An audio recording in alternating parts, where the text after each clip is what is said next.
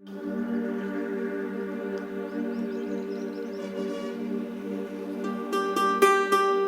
is Coorg, a region known for deciduous and dry deciduous forests where many big rivers like Kaveri and smaller ones like Nagarhole, along with innumerable streams, meander through the forests.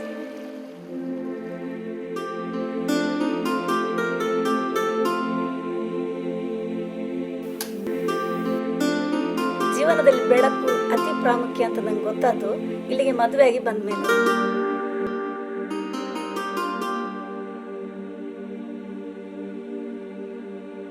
ಇಲ್ಲಿ ಎಲ್ಲವೂ ಇದೆ, ನೀರು, ಗಾಳಿ, ಬೆಳಕು. ಬೆಳಕು ಅಂದರೆ ಸೂರ್ಯನ ಬೆಳಕು ಮಾತ್ರ ಇರೋದು.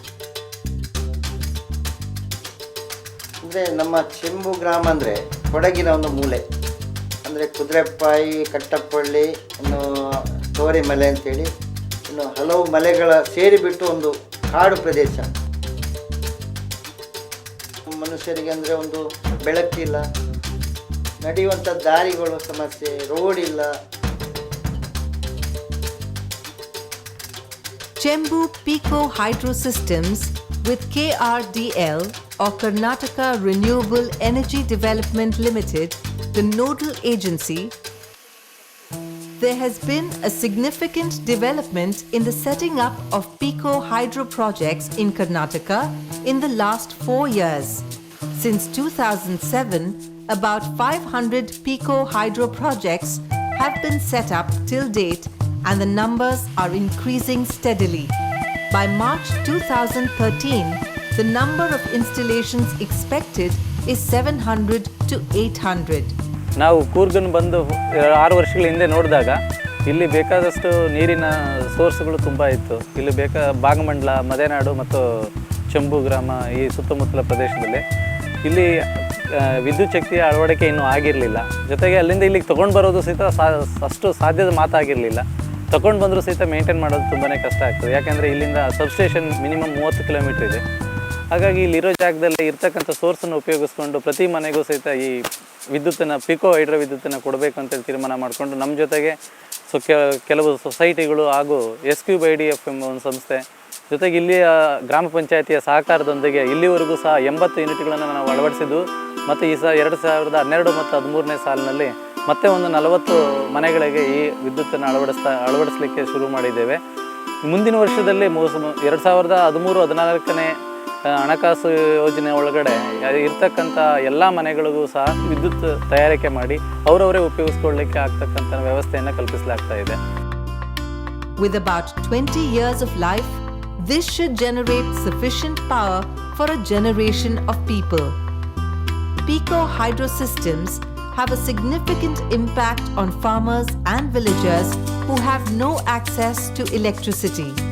A number of such installations are present in very remote locations with no electricity. Many installations have been placed in isolated places near reserve forests, coastal regions, and national parks where it is not possible to lay transmission lines. A 1 kilowatt Pico hydro plant provides enough power to users to have access to the kind of power available in urban areas. They can now enjoy lights and TV, grinder mixer, and other household items. ಮಕ್ಕಳಿಗೆ ಸೀಮೆಣ್ಣೆ ಉರಿಸಿ ಹೊಗೆ ಕಾಟದಿಂದ ಮುಕ್ತಿ ಸಿಕ್ಕಿದೆ. ಮತ್ತು ಹೆಂಗಸರಿಗೆ ಒಂದು ಅಕ್ಕಿ ರುಬ್ಬೋದು, ಅದು ಯಾವಾಗಲೂ ಒಂದು ಸಮಸ್ಯೆ. ಆ ರುಬ್ಬೋ ಸಮಸ್ಯೆಯಿಂದಲೂ ನಮಗೆ ಮುಕ್ತಿ ಸಿಕ್ಕಿದೆ. ನಮ್ಮ ಊರಿನ ಜನಗಳಿಗೆ ಭಾಳ ಉತ್ತಮವಾದಂಥ ಒಂದು ಈ ವ್ಯವಸ್ಥೆ ಆಗಿದೆ.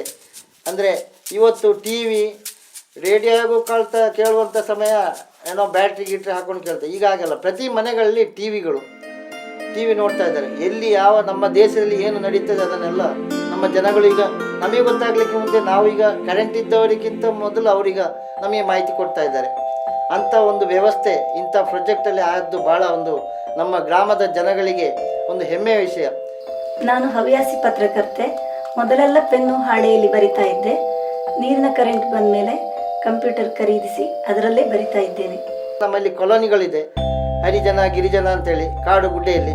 ಅಂಥವರಿಗೆ ಅಲ್ಲಿ ಬರುವಂಥ ತೋಡುಗಳಿದೆ ಅಂಥದ್ದೊಂದು ಪ್ರೊಜೆಕ್ಟ್ ಮಾಡಿಬಿಟ್ಟು ಒಂದು ಸಣ್ಣ ಕಟ್ಟೆ ಮಾಡಿ ಅದನ್ನು ನೀರಿನ ಸಂಗ್ರಹಿಸಿ ಅದರಲ್ಲಿ ಈ ಥರ ಮಾಡುವಂಥ ವ್ಯವಸ್ಥೆ ಮಾಡ್ಬೋದು ಅಂತ ನಮಗೆ ಕಾಣ್ತಾ ಇದೆ. ನೀರಿನ ಕರೆಂಟ್ ಬಂದ ಮೇಲೆ ನಮಗೆ ಕರೆಂಟಿನ ಒಂದು ಅವಶ್ಯಕತೆ ಎಷ್ಟು ಅಂತ ಗೊತ್ತಾಯಿತು. ಪಂಚಾಯಿತಿ ಅಂದರೆ ನಾವು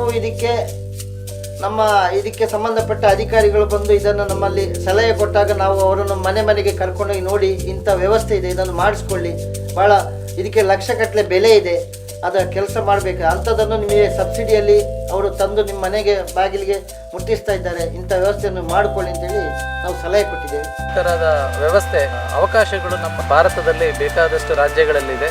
ಉದಾಹರಣೆಗೆ ಉತ್ತರಾಖಂಡ್ ಮತ್ತು ಹಿಮಾಚಲ್ ಪ್ರದೇಶ್ ಹಾಗೂ ನಾಗಾಲ್ಯಾಂಡ್ ರಾಜ್ಯಗಳಲ್ಲಿ ಈಗ ಆಲ್ರೆಡಿ ಇದರ ಬಗ್ಗೆ ಜನಗಳಿಗೂ ಅರಿವು ಬಂದಿದೆ ಮತ್ತು ಅಲ್ಲಿ ಅಧಿಕಾರಿಗಳು ಬಂದು ಇಲ್ಲಿ ಇದು ನಾವು ಮಾಡಿರುವ ಕೆಲಸವನ್ನು ನೋಡಿಕೊಂಡು ವೀಕ್ಷಣೆ ಮಾಡ್ಕೊಂಡು ಹೋಗಿದ್ದಾರೆ.